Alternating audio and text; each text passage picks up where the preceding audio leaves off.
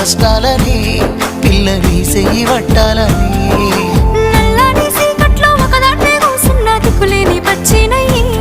బావా నువ్వెప్పుడొస్తావని ఏళ్ళైపోతుంది పిల్ల ఎన్నెలొచ్చింది మన బతుకులా ఏలైపోతుంది పిల్ల ఏలు వట్టంగా వస్తున్నాయా ఇన్నాళ్ళ ఎడబాటు ఎడవాసిపోతుందిలే ఈ సీనయ్య గుండున్నదే సినదారా నీ కోసము